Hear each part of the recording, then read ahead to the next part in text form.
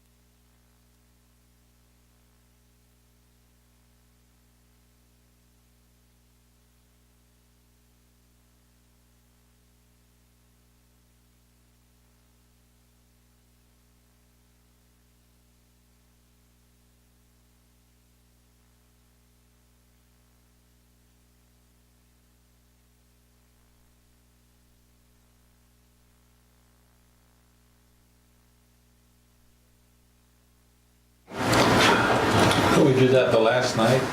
Yes. And get put on the Okay, we're on. Welcome to the Utah Senate Press Availability and Legislative Update.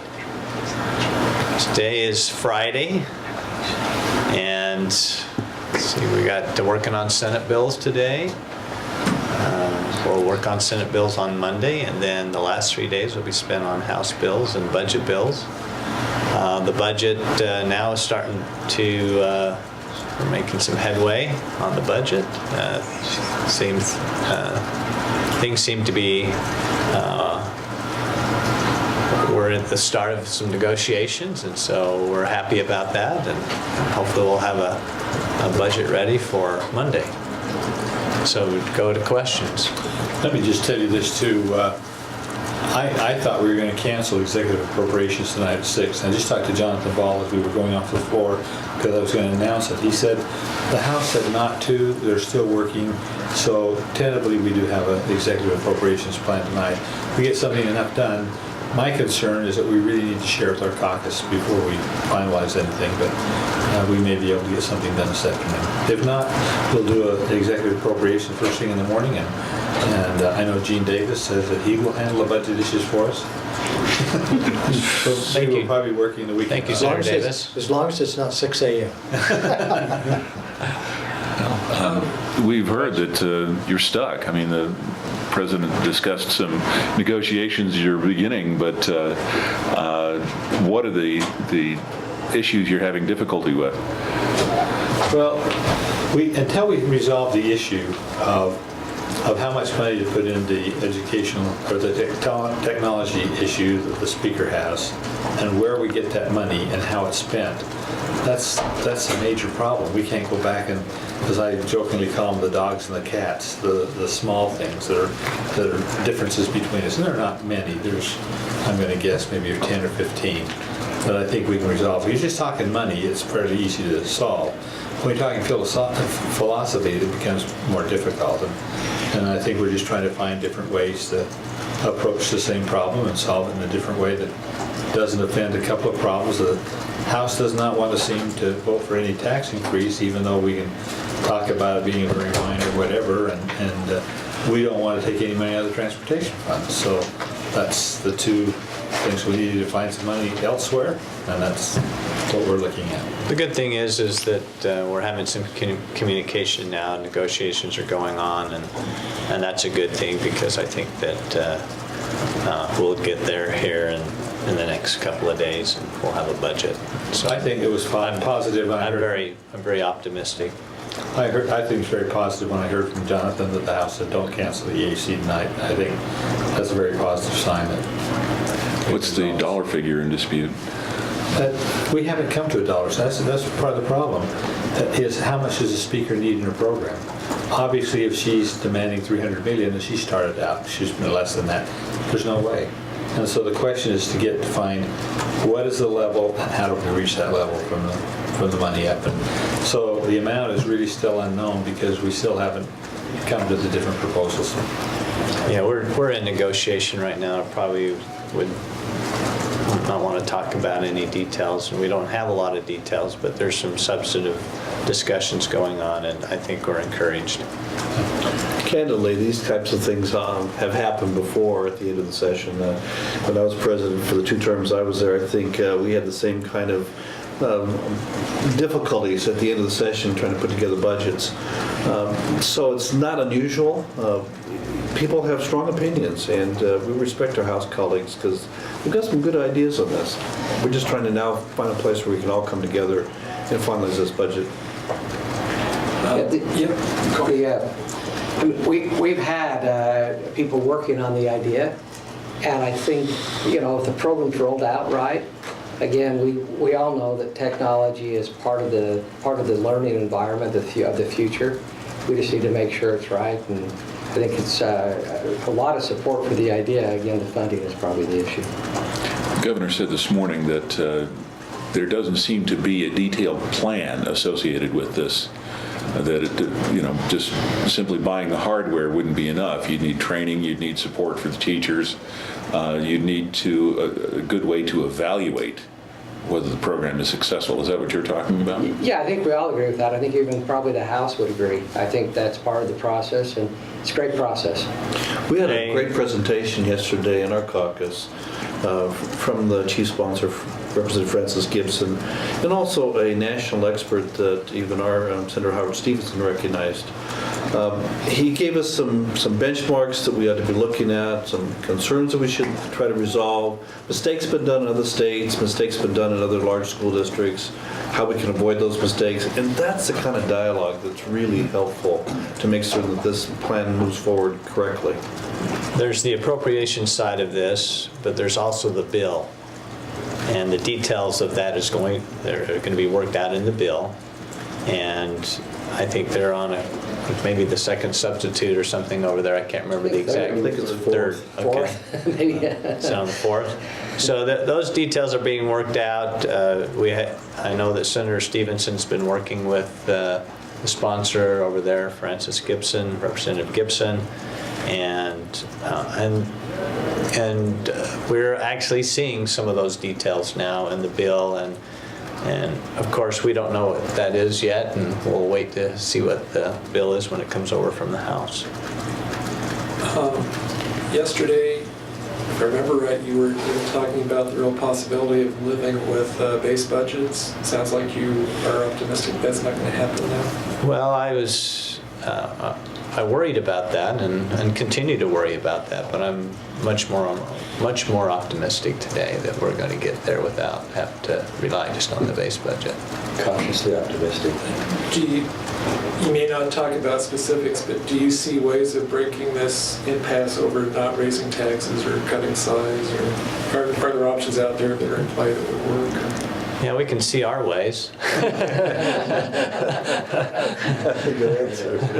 We can see our ways, but that's part of the negotiation. It doesn't always, we're not aligned yet with the House. But there's discussions going on, and that's encouraging to me because that's just a good sign that there's going to be some effort made. And when there is effort made, I think we'll come together. The amazing part about this process is when we have differences between the two houses, where ideas start on one side or the other, the one side has an early opportunity to start looking at ways to solve them, and then they have to bring the other side along. And this has really been, in a very short period of time, we've been looking at a very complicated issue that deals with a lot of money. And so for us to come together and get to a point where we can come together, the end of the session is really amazing. And so it is encouraging to see that we're getting movement towards the center. We're catching up with one another, I think, on this. Any other questions? What do you think about the governor threatening to veto if the speaker's bill goes I'm going to leave it. over 300 million? Well, I know that it's been the position of the Senate that we want to take more of an incremental approach to this, and I think his statement was $30 million, and so I actually feel like that we need to be probably around that number to make this work. But again, that's the governor's part of that triangle that everybody. There's the governor, the House, and the Senate, and we all need to negotiate and give our 2 cents into the issue, and so that'll be worked out with the Senate and the House. And this will be worked out between the governor, the Senate, and the House, and what we come up with at the end of the day. Anything new in Medicaid? It sounds like Senator Cianciaro may have changed his bill to accommodate the governor's proposal. Well, just to give it isn't necessarily to accommodate the governor's proposal, but to give the governor some more flexibility in finding out the possibilities with Medicaid expansion when he begins to negotiate, or his staff begins to negotiate with the federal government. So when will we see that bill? Probably maybe even this afternoon. It should be coming. It's on the board. Yeah, it's like We're just working our way down to it. 15, 18 down. Yeah, We might something get like to that. it. And if we don't get to it this afternoon, we'll get to it on Monday morning. We've got a tweet question. Okay. This is from Utah Rattler. Why should my right to vote be subservient to one lobbyist, consultant, etc.'s desire for my personal information? And they hashtag HB 302. HB 302. Okay. Is anybody up to date on that? Senator Valentine? HB 302 is by Representative Becky Edwards. It's up this afternoon in committee. We felt like it was a very important issue and should have a second committee hearing. It was one of the bills that, as Rules Committee Chair, I moved off of the calendar onto a second committee hearing to make certain that we got a chance to hear it again. So it is an important one. It's the information sharing that occurs of the voter information list, and that's an important issue. Okay. There's someone from the House that wants to know why you guys didn't show up to basketball last night too. They did. Senator Hinkins and Senator Wickerson. Oh, okay. Good. Well, we had somebody there then. If we could have sent our bodyguards like the governor did, that would have been a whole different game. But Is the House going to show up on the double black diamonds with me tomorrow? I'm sure they'll accept the challenge. We're going to have to choose our interns a little differently next year. All right. Any other questions? Any texts or tweets? More? Kirsten? Okay. We're done. All right. Thanks.